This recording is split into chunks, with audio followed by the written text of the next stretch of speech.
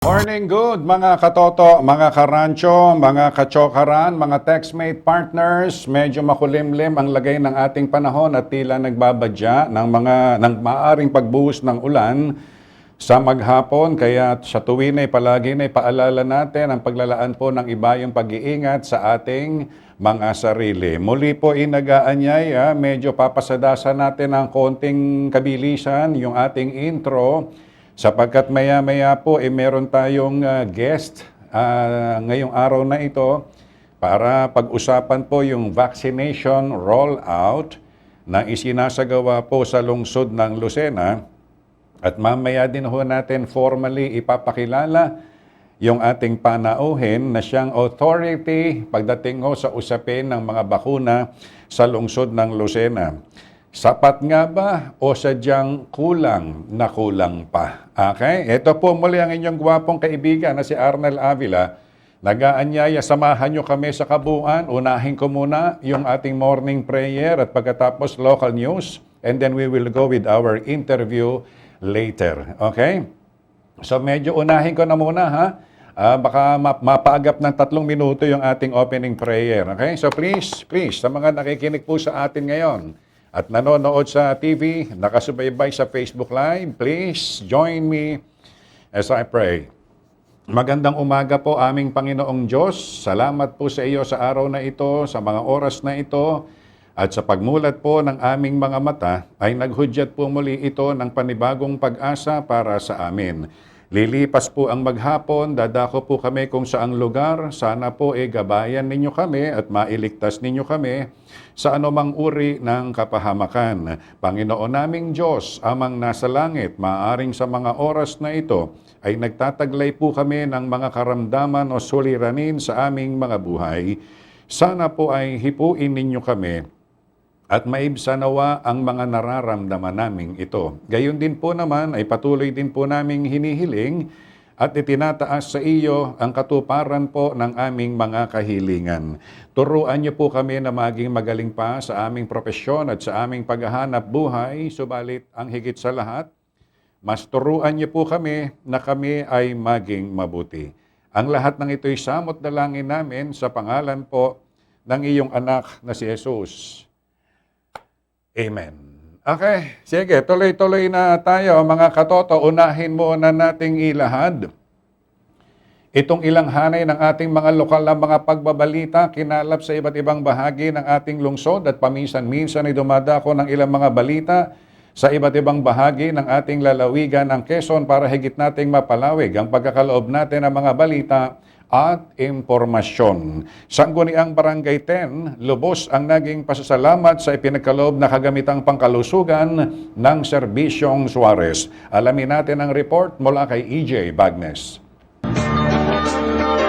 Lubos ang naging pasasalamat ng Sangguniang Barangay 10 sa pamumuno ni Kapitan Arnel Magbanlak sa ipinagkaloob na kagamitang pangkalusugan ni Governor Danilo Dani Suarez, 2nd District Congressman David J.J. Suarez at Alona Party List Congresswoman Ana Villarasa Suarez. Ito ay dahil sa pagkakaloob ng mga nasabing opisyales ng mga gamot at blood pressure monitor sa kanilang barangay. Kabilang sa mga nasabing gamot na ipinagkaloob ang paracetamol, Sambong Lip, Amlodipine, Simvastatin at multivitamins. Ayon kay Magbanlak, malaking tulong ang ipinagkaloob na gamot at kagamitang medikal sa kanilang mga kabarangay, gayon din sa mga senior citizen at mga bata, lalo na ngayong patuloy na humaharap ang lahat sa pandemyang dulot ng COVID-19. Aniya, makakaasa ang mga ito na ang ibinigay na mga gamot ay maipamamahagi sa mga nangangailangan sa kanilang barangay. Dagdag pa ni Kapitan, kung may mga kabarangay nila silang nangangailangan ng gamot, ay maaaring magtungo lamang sa Barangay Health Center kung saan ay kinakailangan magpareseta muna ang mga ito para mabigyan ng kaukulang gamot. Bukod pa anya sa tulong ng nabanggit na mga opisyales, ay bumili rin ng Sangguniang Barangay ng karagdagang medical supply upang tuloy-tuloy na masuportahan ang pagsiserbisyo para sa programang pangkalusugan sa kanilang barangay.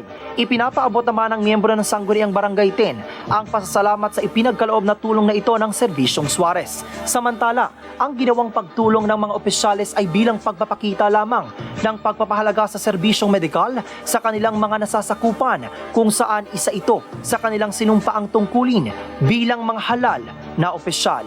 Para sa pag-usapan natin, EJ Bagnes, nag-uulat. Maraming salamat EJ Bagnes. Ilang mga paaralan sa bayan ng Quezon, pinagkalooban ng tulong ni Congresswoman Helen Tan. Alamin natin ang report mula naman kay Ronald Lem. Bagamat nananatili pa rin ang makabagong sistema sa pagtuturo sa bawat paaralan sa bansa, hindi naman ito naging hadlang kay 4th District Congresswoman Dr. Angelina Helen Tan upang patuloy na maghatid ng tulong para sa sektor ng edukasyon. Kamakailan ay ilang mga paaralan sa bayan ng Quezon ang pinagkaluban ng tulong na ito ng nasabing kongresista.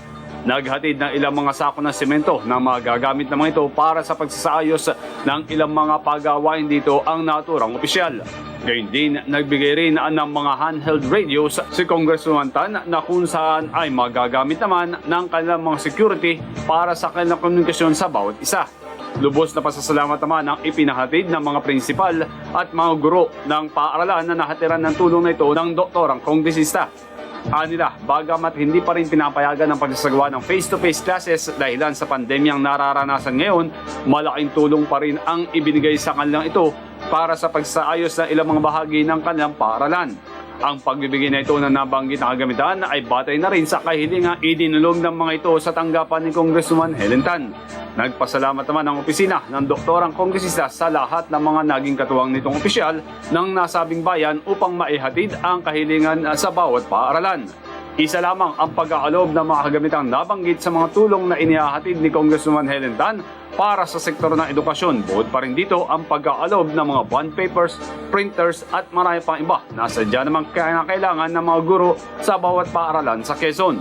Dahil yan sa isa ang sektor ng edukasyon sa pangunahing pinagtutuunan ng pansin ni Dr. Helen Tan at ito ay sa gustuhan na mabigyan ng tunay at natural na dekalidad na edukasyon ang bawat kabataang Quezonian. Para sa pag-usapan natin, Ronald Lem, nag-ulat. Maraming salamat Ronald Lem, BJMP Lucena Female Dormitory, nakiisa sa pagdiriwang ng World Environment Day. Alamin natin ang report mula naman kay Josa Cruzat.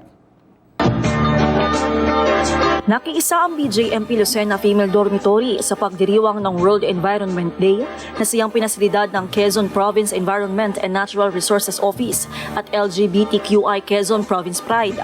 Sa ilalim ng pangangasiwa ni Jail Inspector Fernita Endrenal, siyam na personel mula sa dormitoryo at 12 benepisyaryo ng kanilang Jail Adopt a Family programa ang nakaisa sa naturang selebrasyon na binigyang halaga sa pamamagitan ng simultaneous coastal cleanup at tree planting activity.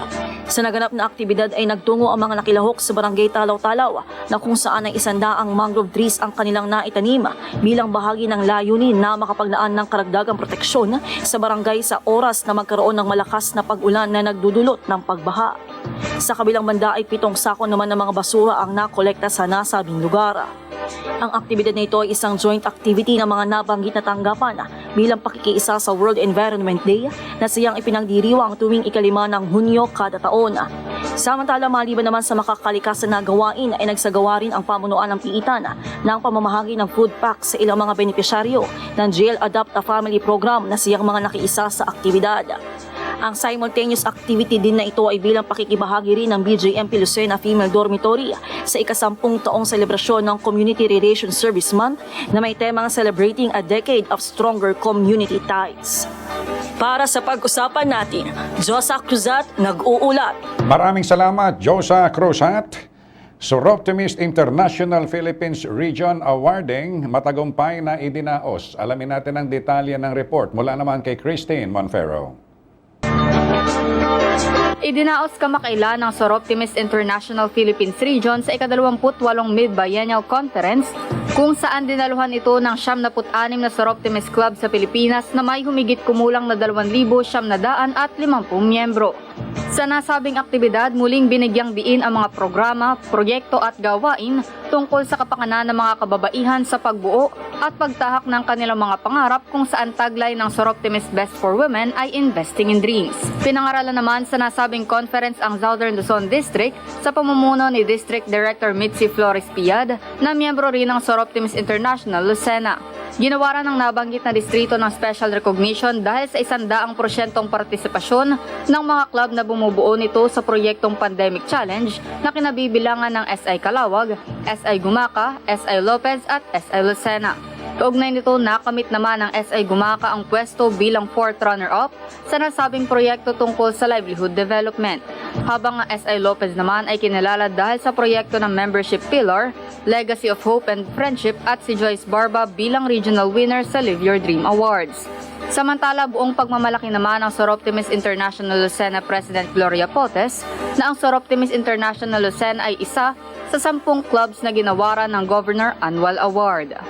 Para sa pag-usapan natin, Christine Monfero, nag-uulat. Maraming salamat, Christine Monfero. Sumainyo ang kabuuang detalye ng ilan nating mga pagbabalitang lokal kinalap sa iba't ibang bahagi ng ating lungsod. At paminsan-minsan ay dumadako ng ilang mga pagbabalita sa iba't ibang bahagi ng ating lalawigan ng Quezon para higit nating mapalawig ang pagkakaloob natin ng mga balita at informasyon. Maraming salamat sa ating mga nakatuwang na sina EJ Bagnes, Ronald Lim, Josa Cruzat at Christine Monfero. Okay. Makikisuyo na ako kay Engineer Danny Ordonez at saka kay Engineer June Salubre at dito sa ating mga sound engineers sa studio, no? Medyo standby tayo. Kung sakasakali at biglang dadating yung ating panauhin, medyo unahin na siguro nating ipasok yung ating mga commercials, no? Para tuloy-tuloy na tayo mamaya. So, sige po, at nakaantabay tayo sa ating gagawing panayam sa ating City Health Officer para nang sa ganon ay higit nating mapagtalakayan kung ano na yung estado ng vaccination rollout sa lungsod po ng Lucena. Okay? Kahapon medyo masinsinan po nating tinalakay ito para naman nang sa ganon, di sa kalinawan na rin po ng mga taga-lungsod ng Lucena, maaring ito rin yung problema, no? Na kinakaharap ng ilan pang mga local government units, hindi lang sa Lucena, hindi lang sa Quezon, kundi manapa sa buong bansang Pilipinas. Okay? Lalo pa nga at inaprobahan na ng FDA itong vaccination rollout para naman sa Pfizer sa mga nasa pagitan ng edad 12 at 15 anyos. Take note, inaprobahan na yung emergency use authorization ng Pfizer para sa pagbabakuna sa mga edad 12 at 15 anyos. Okay. Ang tanong, nasaan din yung bakuna? Okay? So, may dilema na kinakaharap ang lahat ng marami sa mga local government units dahil, well, kung may, kagaya ng binabanggit natin, no, kung may dumadating man ng mga bakuna, hindi po ito sapat dun sa kinakailangan o gustong mangyari ng ating mga mamamayang nagnanais ngayon na magpabakuna. Kasi medyo nabaligtad ho yung sitwasyon eh. Yung mga part ng January, February, March, marami ho ang atubili, no? Malaking bilang ng mga Pilipino ang takot o nagdadalawang isip na magpabakuna. Ngayon, nabaligtad ho eh. Okay? Pagpasok ng April, May, ayan, May, marami naman ang mga Pilipino ngayon ang gusto na magpabakuna. Ang problema, nananatili po dun sa supply. Okay? Hindi nami-meet yung demand. So, hindi ho siya proportion. Kinakailangan po kasi, dapat proportion yung law. Tama dapat yung law of supply and demand. Kung may 100,000 Pilipino, kunyari, ang nagnanais na magpabakuna, there must be at least 100,000 plus vaccines. Para nang sa ganon, nami-meet yung demand sa pamamagitan ng supply na dumarating. And we would like to reiterate the point na sa kasalukuyang estado, halimbawa sa kagaya nararanasan sa lungsod ng Lucena, bagamat may dumadating na supply or donasyon coming from the Department of Health, uulitin po natin, ipagpapasalamat natin, subalit, hindi ito yung hinahangad nating bilang ng mga bakuna para makamit natin yung malawakang bilang ng mga residenteng dapat mabakunahan. Kung ito ay problema ho ng Lucena, problema din po ito ng ibang mga bayan. Alam ho ng mga mayors yan. Kung problema ito ng mga bayan, mas lalong problema ito ng lalawigan ng Quezon. Sapagkat if I am not mistaken, parang tila yata sa kabuuan ng lalawigan ng Quezon ay nasa 70,000 pa lamang. 70,000. Sa buong probinsya na ho yun, ha? If I am not mistaken, batay doon sa graph na nakita po natin nung isang araw, 70,000. Okay? Ilang milyon ang populasyon ng lalawigan po ng Quezon at ilang percentage ng mga ito ang dapat na mabakunahan. Hindi ho nagmamatch. Sa madali hong salita, hindi tumutugma yung law of supply ng bakuna doon sa demand o pangangailangan ng mga taong mabakunahan. Sa ngayon, kung problema ito ng mga local government units, palagay ko malaki rin ang problema lalo tigit dito ng national government. Okay? Kasi hindi rin nila ma-dispose eh. Hindi rin sila makapag-dispose. Bakit? Kulang din nga ho kasi yung dumarating na bakuna eh. If ever na may mga dumarating, kagaya halimbawa, I think that was Monday, ano ba tayo ngayon? Wednesday tayo ngayon, di ba? Nung Monday, dumating yung 1 million doses ng Sinovac. Okay? Take note ha, 1 milyong doses ng Sinovac. Pero sabi ho ni Vaccine Czar, Carlito Galvez, at saka nitong si DOH Secretary Francisco Duque, yung 1 million doses ng Sinovac ilalaan sa NCR at doon sa mga high-risk areas sa Visayas at Mindanao. So kung hindi tayo kasama doon sa high-risk areas, ay ibig sabihin nun, kung may maliligaw man sa atin dito, ay di tingi lang. Okay? At maaaring ito yung nararanasan po natin. Kahapon ay nabanggit natin yung sa pamamagitan ng hiningi nating datos dito kay Mr. Tyrone Joshua Mendoza. Humingi tayo ng tulong kahapon, the other day, kay Bro Tyrone Joshua Mendoza. Ang sabi ko, tulungan mo nga ako kung halimbawa ay sa populasyon ng Lucena, ilan ba yung dapat na mabakunahan? Okay? Sabi niya, kung ang pagbabatayan ay yung 2015 census, population census ng Lucena, pumapatak dito yung more or less, approximate figure, 130,000 na residente ng Lucena na nabibilang dun sa age bracket, okay, na pasok dun sa dapat mabakunahan, ang kailangang mabakunahan. Ilan po yung binanggit nating figure? 130,000 plus ang kailangang mabakunahan sa lungsod ng Lucena para ma-achieve, sabi ng DOH, para ma-achieve natin locally yung tinatawag na herd immunization. Okay? Ang problema, as of June 5, ano yung June 5? Last week, ang dumadating pa lang po or ang bakunang na-administered ng City Health Office or na ituturok ay 12,600 mahigit. 12,600 plus ang naituturok pa lang o sa kabuuan ay dumadating na supply ng bakuna sa lungsod ng Lucena. Yeah, may yan. Kaya ho natin ito ipinapaliwanag kasi hindi mo maiwasan may mga nakikita tayong post na babasa natin and we have to understand them. Okay? Dapat unawain din naman natin sila. Siguro sa hangarin din nila na naisip makapagpaturok na rin, kaya lang hindi nila alam yung tunay na istorya. Lalo pa nga sasabihin, karamihan daw doon sa mga kakilala nila, naturukan na, samantalang sila hindi pa. Paano natin paano natin i-dissect? Una't higit sa lahat. 12,000 pa lang yung dumarating na bakuna at naituturok sa mga Lucinahin. When in fact, Ang kailangan po natin is 130,000 na populasyon ng Lucena ang dapat maturukan.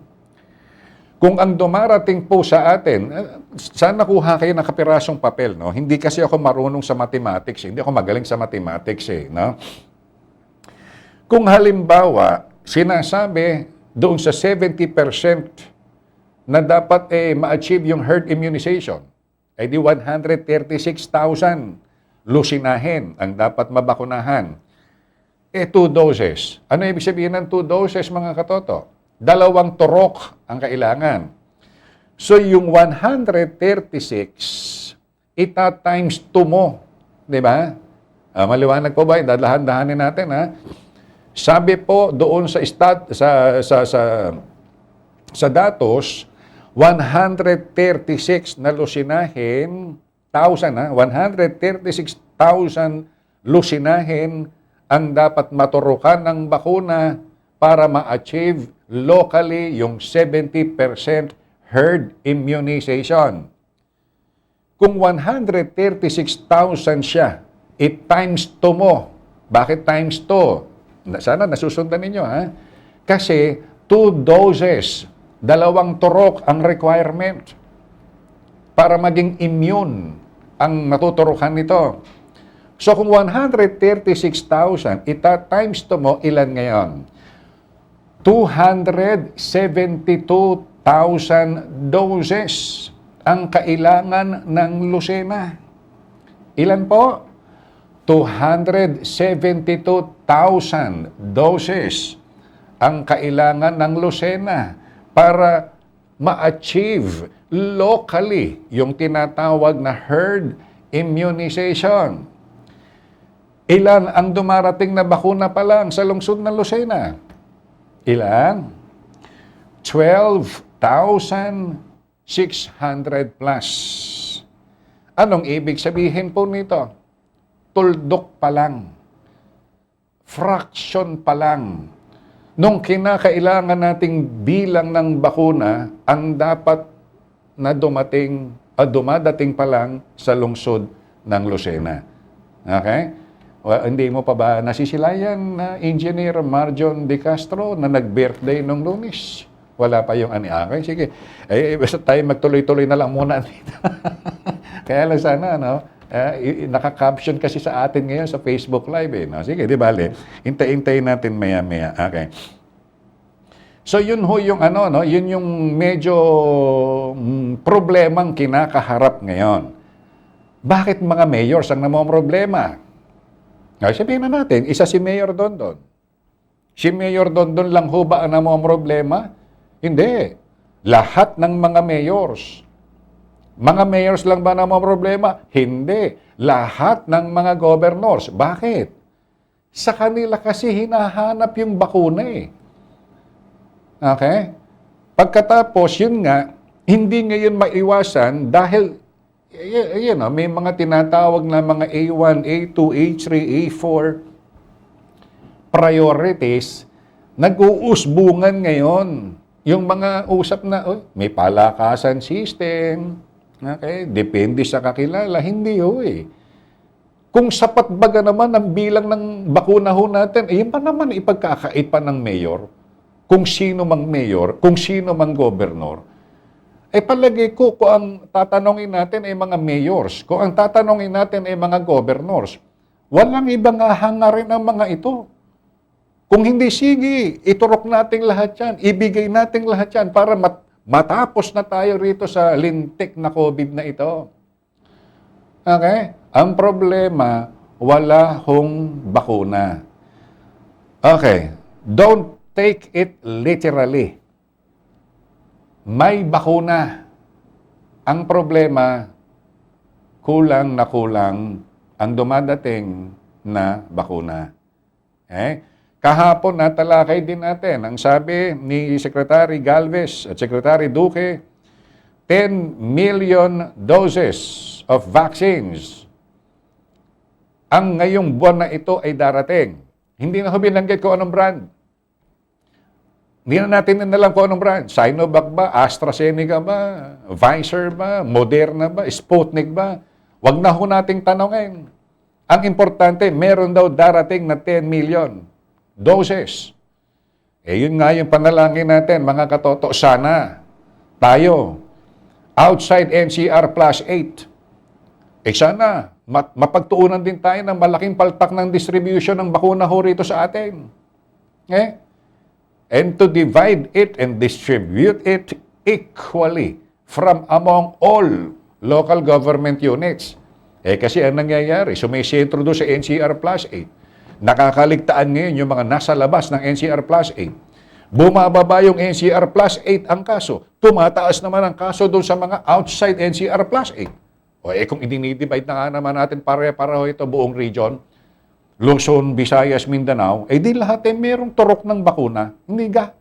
Ganon lang kasimple yun, okay? Mamaya sa second half, ang tabayanan po natin at baka ho, medyo, alam nyo, medyo busy lang kasi palagi yung ating panauhin. Kaya hiningi lang natin yung kanya mahalagang oras na makasama ngayong umaga para higit niya matalakay ang vaccination rollout sa lungsod na Lucena dahil siya ho yung authority rito. Pero subukan pa rin natin, baka naman mamaya during commercial break ay darating ang ating panauhin. Okay? Babalik tayo second half. Makalipas po lamang ang ilang mga paalala.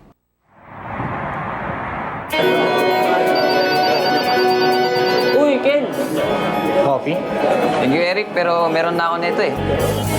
Mark Cafe. Ano ba yung Mark Cafe na yan? Ito yung coffee na healthy na, may sarap pang natural. Ang Mark Cafe 5-in-1 plus 1 Coffee Mix. Ang kape may natural na sanggap mula sa pinagsama-samang herbal extract. Kaya para sa kumpletong araw, mag-Mark Cafe ka na.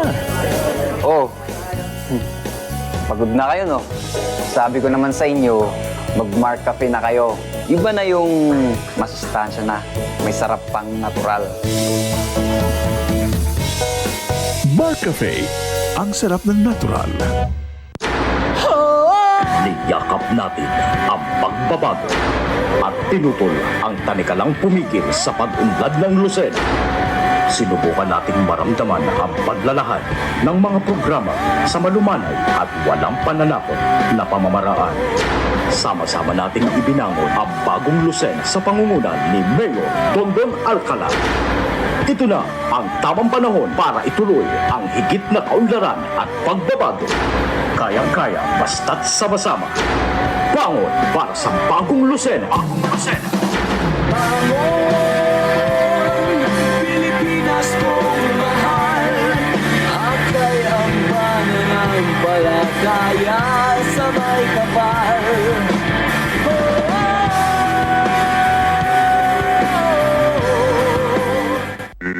Pag-usapan natin host Arnel Avila would like to thank the following: Dr. Sherwin Liego, your skin doctor in Lucena, and SM City Lucena.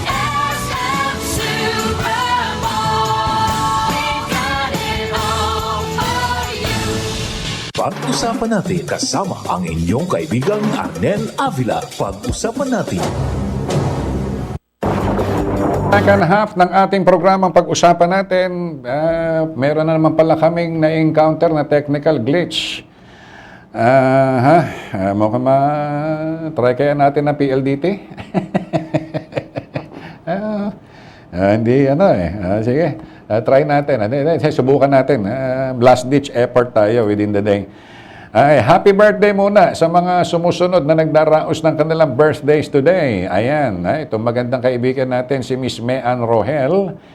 Happy birthday, Ma'am Mean Rohel. Ganon din dito kay Rob Tan C. Happy birthday. And of course kay Miss Therese May Vergara. Sino pa yung mga nagbe-birthdays today? Miss Margie Macabuag, happy birthday. Ederson Narsoles Navarro. Ilan pa yung mga nagbe-birthdays dito? Miss Danica Layris De Leon, happy birthday. Ganon din kay Miss Riz Damitan. Sino pa? Ma'am Emma Katapang, happy birthday. Ganon din kay Miss Army Revilla Yu.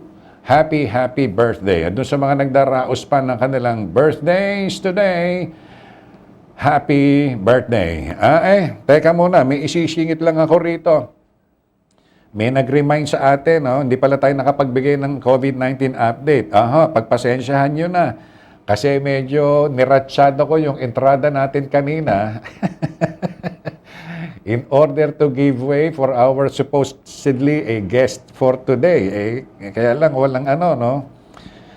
Hindi nagpasabi si Doktora kung anong dahilan at hindi siya nakasulpot ngayong umaga. Medyo taranta na naman tayo ngayon. For the second time around. Sige lang. The show must go on. Ala na, hindi na dadating si Doktora. Lagpas na tayo 7:37 na ala, sige, tingnan natin kung ano yung makokopon natin for the remaining half of our program. Sige. Hindi ko na rin i-forward sa inyo, no, yung COVID-19 update. Wala, kasi sige. Ito na lang muna, pagsagaan ninyo. Nasaan ba yun? Dito yata ako na-ikopya sa kabila. Pati tuloy ako nalilito na rin dito. Sandali lang, ha? Ayun. Eto, ha? Good morning, mga lusinahin. Kung kahapon 245 ang active cases natin sa lungsod ng Lucena, Makalawa, kahapon pumalo po ito sa 255 active cases. Matapos na maitala yung panibagong 25 new confirmed cases, kaakibat yung 15 or 15 na gumaling kahapon. So ibig sabihin, mas mataas uli yung bilang ng mga naging positibo sa COVID kahapon at mas mababa yung mga nakarecover, 15. Sa kabuuan po, nagbigay ito ng datos na 255 active confirmed cases sa lungsod po ng Lucena. Okay? Bukas, antabayanan po ninyo si Colonel Bong Almasea, ang chief ng Lucena PNP, at ang Command Incident Post Head na si Miss Janet Vargas Centrano. Sila ho yung guest natin for tomorrow para pag-usapan muli yung reactivation ng Barangay Community Task Force na ibinilin ni Mayor Roderick Dondon Alcala. Para nang sa ganon, muli, makinig po ha, magpaalaala doon sa mga nakakalimot and at the same time manghuli doon sa mga maaring lumalabag sa health protocols. Abangan po ninyo bukas, okay? Si Command Incident Post ng IATF, si Miss Janet Vargas Centrano, at saka ang hepe ng Lucena PNP in the person of Colonel Romulo Bong Albacea. Sila ho yung magbibigay ng details bukas tungkol sa implementation nito. Okay? Mabuti na nga lamang at kahit medyo wari-wariwat yung signal uli natin ngayon sa Facebook Live at saka sa radyo at TV, maliban sa Channel 12, medyo mataas-taas pa rin, Engineer Marjon De Castro at Engineer Nicole Polo, mataas-taas pa rin yung subscription natin sa mga oras na ito. Salamat po sa inyo, thank you, Hindi kayo bumibitaw. Ang taas 70-75, pumapalo yung live natin. Nakakatuwa naman. Ay, mabibitin po tayo. Di bale. Hindi tayo. Sige, ipasok mo na. Tingnan natin kung anong naka-t-shirt. Ikabit mo na muna sa likod. Tingnan natin kung ano yung aabutin ng ating Tingnan natin kung aabot. Ipapasok mo na kay Doktora. Sige. Okay. Baka naman kahit papaano meron tayong makakatas na mga information. Medyo magigilid na lang ng konti dito. Ayan. Tapos tatabi ng konti. Okay. Naka-on na yung mic ni Doktora? Sige. Tingnan natin kung ano yung aabot. Sandali lang. Okay. Subukan natin, baka in the remaining 18 minutes of our program, pilitin natin, kunin natin yung medyo mas importanteng mga pag-uusapan ngayong umagang ito. At least hindi natin babaguhin yung ating caption. Now, ipakilala po natin, pabatiin muna natin na isang magandang umaga para makatalamitan ho natin ngayong morning ang hepe ng City Health Office in the person of Dr. Jocelyn Joy Chua. Good morning po, Doktora. Magandang umaga. Magandang umaga po sa iyo, Kuya Arnel, at magandang umaga po sa Lucena City. Opo. Kumusta na kayo? Muntik na kayo mali. Pasensya na po. Opo. Medyo diretsohin na natin. Kumusta na yung vaccination rollout ng lungsod na Lucena? Okay. Noong Marso pa lamang po ay nagsimula na ho tayo ng vaccination rollout. Tayo po ay nabiyayaan po ng Department of Health na mabigyan po ng mga bakuna. Ngunit, dediretsahin ko na po, ang kailangan natin bakunahan ay nasa 140,000 katao sa lungsod ng Lucena, simula edad 18 years old pataas. Wala pa pong advisory kung tayo po ay maaring magbakuna po sa 17 pababa. Apo. Ganun pa man na nabibiyayaan po tayo ng bakuna, ay hindi ho sadyang sasapat ang bakunan dumadating sa atin para right away ay i-cover po natin yung kabuuan na 140,000. Ang dating po ng bakuna ay in tranche, ibig sabihin pautay-utay lamang. At sa tuwing ito po ay dumadating, kailangan nating sundin yung tinatawag na sectoral prioritization. Ang sectoral prioritization po ay binuo rin ng Department of Health upang maging gabay sa atin kung sino po ang mga taong dapat unahin sa pagbabakuna. This is a response to the shortage of the supply. Yung pagsunod po ng sectoral prioritization. At ito po ay ating ginagawa po. So, ibig mong sabihin, mali pa pala yung aking approximate figure, no? Ang binabanggit ko kasi 130,000 lang.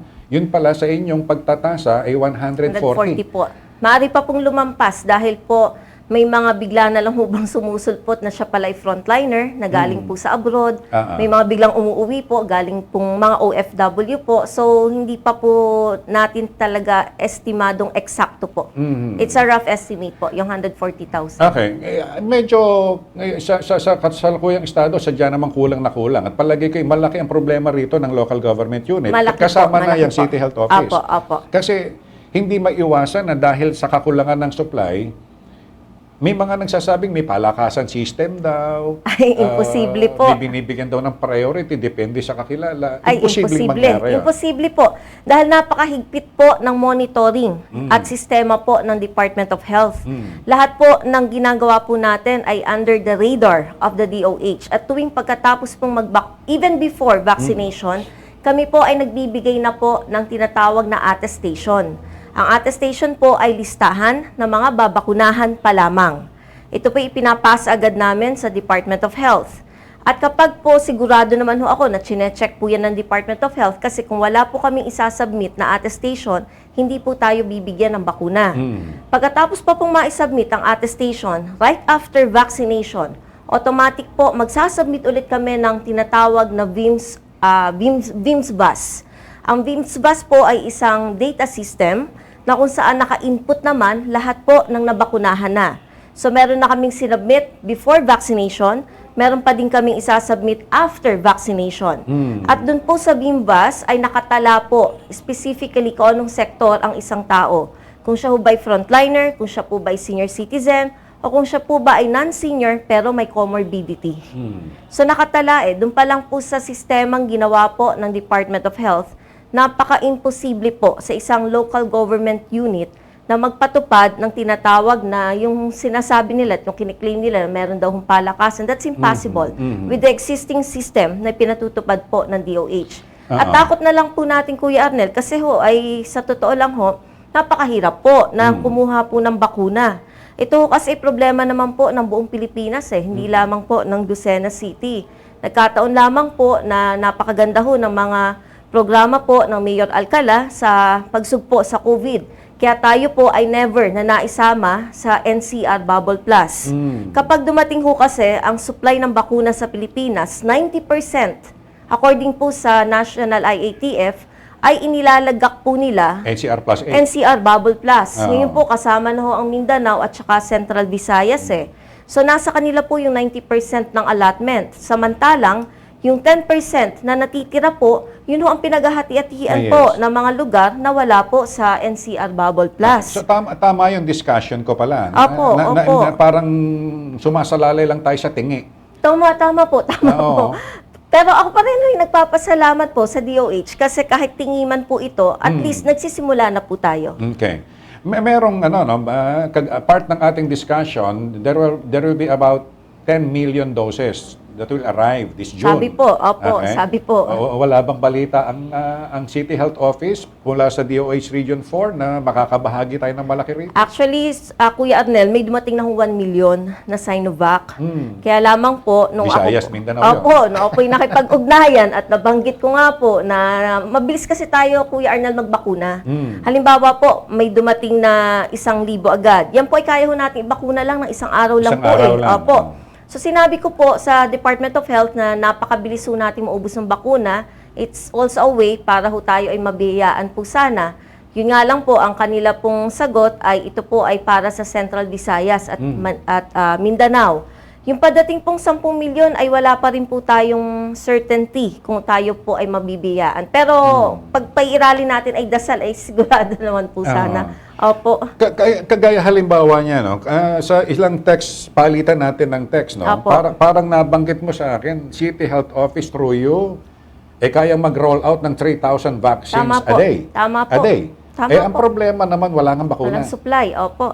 Opo. So, paano ninyo kino-cope up ngayon? Kasi, siyempre, maliban kay Mayor Dondon, malaki din ang problema ng City Health. Kasi, Tunay po. naglabas kayo ng ng survey form, di ba? Apo, Kung sino apo. yung mga gusto magpabakuna. Tama po. Bumalik na ba sa inyo yung mga survey form? Ilan yung gusto magpabakuna? Opo. Sa totoo lamang po ay hindi po kinaya ng City Health na kami lamang po yung mga mangunguha na mga gusto magpabakuna. Kasi it's a moving numbers po yung number ng gusto magpabakuna. Ngayon kasi ayaw, bukas gusto na, ano po. Yeah. So ako po tinulungan po ng mahal na Mayor Alcala po, ginather po natin ang mga kapitan. At sa tuwing ang ating pong sistema, tuwing pong may dating na bakuna, halimbawa po ay 10 bakuna ang dumating. Sa 10 bakuna po, ibinigay na po namin ng mahal na mayor po sa ating mga barangay captain. Napamunuan po yung pagkuha ng mga gustong magbakuna. Itinuturo nga lang po natin kung ano po yung sectoral prioritization. So, yun ho yung A1, the frontliner, yun ho yung A2, senior citizen, at yun ho A3, yung hindi senior pero may sakit. So, itinuro ho natin yon sa mga kapitan. At sila po ang tumutulong po sa atin sa pagkuha po ng mga gusto magpabakuna. Ang hawak po kasi ng City Health ay hindi po real time. Dahil sa napakatagal na po namin na nakuha po yung mga gusto magpabakuna, ay it doesn't necessarily mean na yun pa rin po yung kalagayan po ngayon. Kaya mas maganda na rin po na manguha tayo ng gustong magpabakuna through the barangay captains, katulad po ng itinuro po sa akin ng mayor, at sila na po yung bahala pong manguha. Kasi as I said, it's a moving numbers po, as I said. Ang tila yata nakadagdag pa sa problema ngayon sa rollout. Kasi kung titignan mo yung figures during January, February, March, mataas ang percentage ng may hesitation na magpabakuna. Tama po, no? tama po. And then nung makita nila yung rollout, dumoble naman yung bilang ng mga gusto magpabakuna ngayon. Tama po, tama Pagkatapos po. kulang naman ang supply. Tama po. Nag-aagawan na ho at nag-uunahan po. Something na nauunawaan ko po na maging reaksyon ng mga tao in the midst of the pandemic. Dahil nandun ho yung thought na halimbawa si Juan de la Cruz namatay ngayon dahil sa COVID. What if nabakunahan po? Namatay kaya si Juan de la Cruz? So andun ho kasi yung what if So para sa akin ho, nauunawaan ko po ang response sa mga tao. At mas gusto ko na hong problema, yung nag-uunahan sila na magpabakuna. Kesa ho yung problemang ayaw nilang magpabakuna at all. Mas gusto ko na ho yung nangyayari. Ibig Opo. sabihin ngayon, Dr. Joy, mas mataas ngayon yung percentage ng mga taong gusto magpabakuna. Yes po, yung vaccine confidence po ngayon ay mas mataas po. Ang problema, Walang supply. yun yung bibigyan natin ng emphasis. No? The very reason why we try so much to invite you, kasi kayo yung authority pagdating sa Salamat vaccination po. rollout Opo.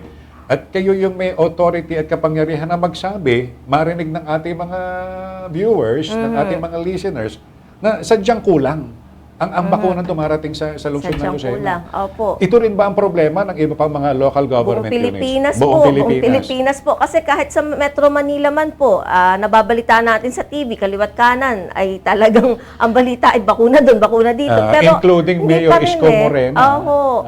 Pero pag tinignan nyo kasi, sir, yung proportion ng mga taong dapat bakunahan, hindi pa rin po kayang i-reach ng number of supplies na napapabigay din sa Metro Manila. Nagkakataon lamang po na kaliwat kanan po ay nai-televise na napapansin ng media. Ang sa akin lang naman po'y gana rin. Tayo po'y nasa pandemic, so ibig sabihin po buong mundo ay sadyang kailangan po ng bakuna. Of course, ang mauna pong matapos mabakunahan ay yung mga bansa na sila mismo po ang nagpo-produce Yes. ng bakuna. Katulad po ng Pilipinas na wala naman po tayong sariling planta po ng bakuna, ay sadyang tayo po ay mag-iintay po at magdadasal na lamang po ng grasya. Maliban lang po kung later on ay maiisip ng Pilipinas na tayo po'y gumawa na ho ng sarili nating planta, mag-put up ng sariling planta po ng bakuna, then maybe that's a faster way to respond po sa pagbabakuna o sa problema po ng supply. Kanina nabanggit natin, no, isarado natin sa 140,000 residents Apo, ng apo. Lucena ang dapat mabakunahan. Kung ito'y 2 doses, ibig sabihin nangangailangan tayo ng 280,000 vaccines. Tama po. Tama po. At hindi pa yan... In reality, Oho. 12,600 pa lang yung dumarating. First dose pa lang, sir, yun. First dose. Opo, kasi yung second dose po ay ongoing pa po tayo. Okay. Aha. Ano pa yan, sir, ha? Yung 140,000, ulitin ko po, hindi pa po yan eksakto. Kasi moving numbers nga po yan dahil bigla akong may sumusulpot mga OFW, mga nagsiuwian na galing po sa ibang bayan, na umuwi na ho ng Lucena dahil nawala na ho ng trabaho sa ibang bayan. Oo. So, it's a moving number po. Okay, may mga nababalita sa ibang lugar na mga slot for sale. Ay, opo, nabalitaan ko po Hindi, yun. kasi importante rin malaman Totoo, yan. Baka oo. mamaya kasi, may mga nagpapabakuna na nakalista sa kanilang name and then ibinibenta nila yung slot nila for somebody they know Opo. on a certain, in exchange of a certain amount of Totoo money. yun, nabalitaan ko yun. Pero sa Lucena, wala ho bang nangyayaring ganito? Ay, wala po kasi napahigpit po ng mayor. Ay, sa totoo lang po, ang galing ho niyang mag-monitor. Padating pa lang po ang bakuna, ay agadan po. Responsibility ko ho kasi na ipaalam po agad sa mayor na may padating pong ganung bakuna. So, yan po lahat po yung monitored po ng mayor. At saka wala pong gagawa po niyan sa City Health dahil lahat naman po kami ay makokonsensya ho dahil I Ano do yung not know what's process? happening outside. Ano yung Opo. process na ginagawa ninyo just to make sure na yung babakunahan sa kakarampot na dumarating na bakuna, mismong yung taong nakalista at nakarehistro doon sa mga priorities? Ano po ang proseso para po Matiyak. matiyak na Oo. wala pong bentahan ng slot? Tsaka hindi, para matiyak na yung Apo. babakunahan, siya yung nakalista doon Apo. sa priority. Meron po tayong counter-checking. Yeah. At ito po ay involved po ang iba't ibang opisina po. Yun po'y binuo po ng Mayor Alcala para nga po masigurado na tayo po'y sumusunod po sa tamang alituntunin. So darating po ang listahan galing po sa mga barangay captain, sa mga barangay hall po natin. At ito po ay kino-consolidate po ng Office of the City Administration. Mga tao po ni Admin Alcala po. Ito po lahat ay binuo po ni Mayor para nga po tayo ay smooth po. Ngayon pag binuo na po ito, ika-counter-check naman po ng City Health kung Okay. tama po sa A1, A2, A3. Dahil kami po yung nakakaalam po ng guidelines Kapag po na-counter-check na namin at tama po, pasok sa guidelines, gumagawa po kami ng notice for vaccination. At nagpapadala po kami ng confirmation text. Yung pong notice of vaccination, yun ho yung pinakampases. Na andun ho ang pangalan ng babakunahan at saka po lugar ng pupuntahan, yung vaccination site at oras po ng dating sa vaccination site. And then pagdating pa ho sa vaccination site, hawak po namin ang master list. May mga tao po tayong nasa unahan po, entrance, na nagche-check po kung nung ID, para ho imamatch ho namin kung siya ho talaga yung may-ari ho Tsaka ng pangalan. tsaka yung notice. Opo, yung notice. Kasi pag Oo. walang notice, sir, hindi agad makapasok. Okay. Opo, so yung notice pa lang, sir, passes na yun Yung pa lang pong hawak nila ang ID, tugma naman po sa pangalan, tapos nasa master list pa po natin, I think po, mahina mahina po yung percentage na tayo po ay malusutan. Masalisihan. Opo. Oo. Tsaka sir, wala akong magbebenta ng slot kasi po, ang Lucena City po ay intelligent people po ang mga taga Lucena City. So, may mabalitaan lang huyang mga yan na, binentahan ako halimbawa ni Kapitan Juan de la Cruz ng slot. Mauuna ho ako. Yan ay aalingasaw agad eh. Very good, very good. Opo. Mabuti na yung habang maaga na anticipate ka agad Tama dito. po, no? tama po. Dahil definitely, ang bagsak niyan, maaaring ang latay niyan, maliban sa City Health, maaaring ang latay niyan kay Mayor Kay Mayor Dondon po, din. Okay. opo. Ang problema pa rin kasi rito, no, yun na nga, well, puro donasyon pa lang yung dumarating. Tama Bagamat po. ang local government unit through Mayor Dondon naglaan ng budget, Last wala year namang pa yun, sir. wala Opo. namang mabiling bakuna. Last year pa lang, sir, inihanda na po ni Mayor Alcala yung tungkol po sa bakuna. Talagang non-stop po na paulit-ulit kaming nagmi-meeting, naghahanap ng access kung paano makakabili ng bakuna. Ay sadya pong kahit may pera po, ay wala hong mabilhan Walang mabili. Opo. Kasi doon sa inilaang budget ni Mayor Dondon at sa tulong na rin ng Sangguniang Panlungsod, Opo. ito'y sasapat na para doon sa 140,000 na residents ng Lucena. Baka nga, sir, Sobra sumobra pa. pa. Kasi Oo. may mga nauna na ho tayong nabakunahan na galing po sa DOH. Okay. Opo. Doktora, sige, at least yung mga pinaka-importanting sangkap nung itatanong natin, Opo. medyo na itanong natin, pero supposedly kasi sana medyo mas mapapalawig pa natin. Nevertheless, baka naman may mga second chance pa na Meron mamit uli po. namin Opo, kayo rito opo. para kayo yung makapaghayag muli, higit sa Opo. lahat sa ating mga Lucinahin. If ever meron tayong gustong iparating na message, nasa inyo pa yung Opo. pagkakataon. Una po ako po ay humihingi pa po ng pasensya po sa mga Lucinahin po. Nais man po namin na maibigay agaran po ang pagbabakuna ay sadyang ang ating limiting factor po ay supply ng bakuna. Nakahanda po ang city government po ni Mayor Alcala sa vaccination. Yun nga lang, sadyang wala pong mabilihan ng bakuna. Pangalawa po, huwag pong mag-alala. Pagdating ho kasi ng dagsa ng supply, marami po tayong platforms at plano na po kung paano ang mabilisang pagbabakuna. Dahil unawa po natin na tayo po ay kumakarera against time. Ano po? Ang mga platforms po natin, of course, yung additional vaccination site, may platform din po tayo, may plano rin po tayo ng mga drive-thru vaccination, house-to-house vaccination para sa mga debilitated patients po, yung mga hindi na po nakakatayo at hindi na po nakakapaglakad. So lahat po ay iniisip po natin para maging accessible ang bakuna po sa tao. Madali po lahat itong gawin as long as na meron pong supply ng bakuna. At sa tuwing may darating naman pong bakuna galing po sa Department of Health, we are making sure po na ito po ay mabilis naming naiibakuna. In a matter of 1 day po kasi sa ngayon, kaya ho talaga 3,000 vaccines po ang ating mabakunahan. Yung nga lang, hindi po kaya ng supply. So, ang huli ko pong message ay ginagawa po ng lahat-lahat po ng local city government po ni Mayor Alcala ang mga bagay-bagay para lamang po hindi natin ganun maranasan ang mga epekto po ng pandemic. Since last year po, non-stop talaga yung pagkilos po ng iba't ibang ahensya po ng Lucena City Government. So ngayon ho, we all know naman po na vaccine talaga ang solution to solve the pandemic at maging bukas ulit ang ating economy.